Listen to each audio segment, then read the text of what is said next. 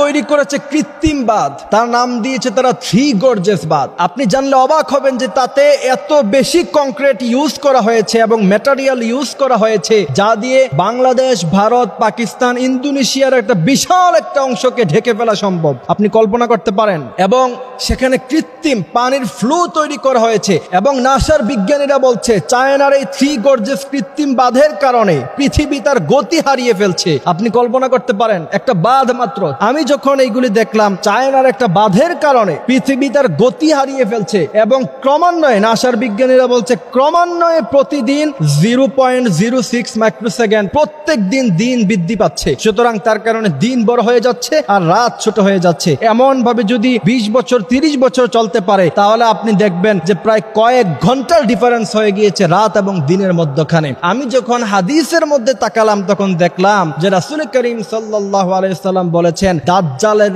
প্রথম দিন হবে 1 বছরের সমান, দ্বিতীয় দিন হবে 1 মাসের সমান, তৃতীয় দিন হবে 1 সপ্তাহের সমান। সুতরাং ইলুমিনাতি সংগঠন এবং কমনওয়েলথ বিভিন্ন সংগঠনগুলি তারা দাজ্জাল আসার প্রত্যেকটি রাস্তা তৈরি করে ফেলতেছে। আপনি কিতাবুল ফিতানের মধ্যে পড়লে দেখবেন যে ইহুদিরা জানে দাজ্জাল সমুদ্রের মধ্যখানে কোন উপদ্বীপের মধ্যে বিদ্যমান রয়েছে এবং তার কারণে তারা সমস্ত রাস্তা তৈরি করছে। এবং ইলুমিনাতি যারা করে তাদের লোগো দেখবেন তাদের এক চোখ কানা, এবং রাসূল হাদিস শরীফের মধ্যখানে বলেছেন দাজ্জালেরও একটি চোখ কানা থাকবে। সুতরাং তারা দাজ্জাল আসার সমস্ত রাস্তা তারা তৈরি করে ফেলেছে। ইমাম মাহদী আলাইহিস সালামের উত্তরসূরিরা, বিশ্বনবী মুহাম্মদ সাল্লাল্লাহু আলাইহি ওয়াসাল্লামের উম্মতেরা ইমাম মাহদী আলাইহিস সালাম আগমনের জন্য কি কি রাস্তা তৈরি করতে পারছে? কিছুই করতে পারি নাই আমরা। এই জন্য এগুলি ভাবার বিষয়। আল্লাহ সুবহানাহু ওয়া তাআলা বলছেন ওয়াদাল্লাহুল্লাযীনা আমানু মিনকুম, মুমিনদের সাথে ওয়াদা করা হয়েছে তোমরা যদি আমলে সালেহ করতে পারো তাহলে গোটা ভূখণ্ড তোমাদেরকে দিয়ে দিব। আজকে আপনি কাশ্মীরের দিকে তাকান, প্যালেস্টাইনের দিকে তাকান,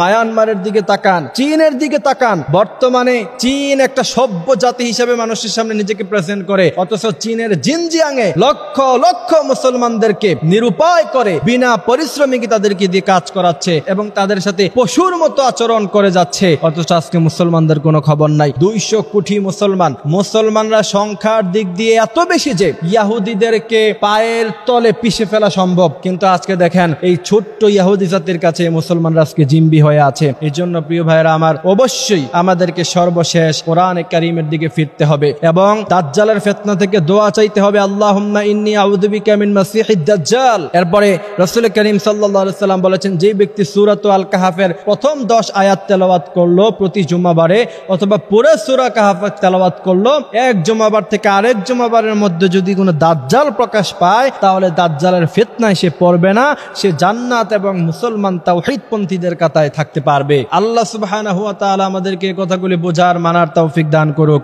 আমিন।